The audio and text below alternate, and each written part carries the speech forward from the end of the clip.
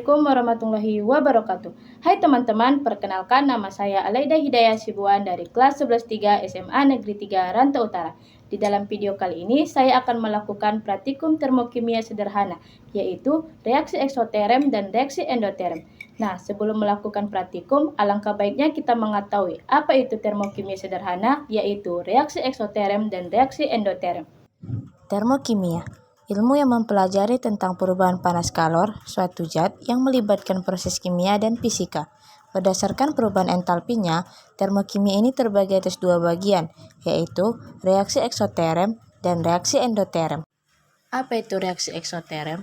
Reaksi eksoterem merupakan reaksi pelepasan kalor, di mana pada reaksi ini disertai dengan perpindahan kalor dari sistem ke lingkungannya, sehingga menyebabkan suhu lingkungan naik.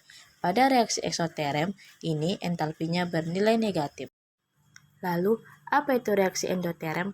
Nah, reaksi endoterem ini merupakan reaksi penyerapan kalor, di mana pada reaksi ini disertai dengan perpindahan kalor dari lingkungan ke sistemnya, sehingga suhu pada lingkungan akan turun.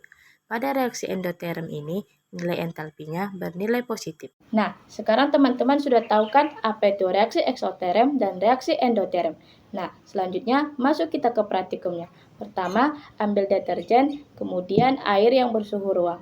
Setelah itu, masukkan deterjen ke dalam air, lalu diaduk. Setelah diaduk, kita tunggu dalam beberapa menit. Nah, setelah didiamkan beberapa menit, air dan gelas akan terasa panas. Ini disebabkan karena terjadinya perpindahan kalor dari sistem ke lingkungannya.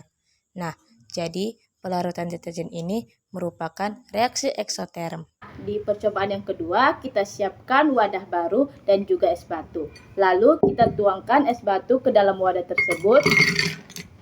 Setelah itu, kita tunggu beberapa menit. Setelah didiamkan beberapa menit, es batu akan mencair. Pencairan es batu ini merupakan reaksi endoterem.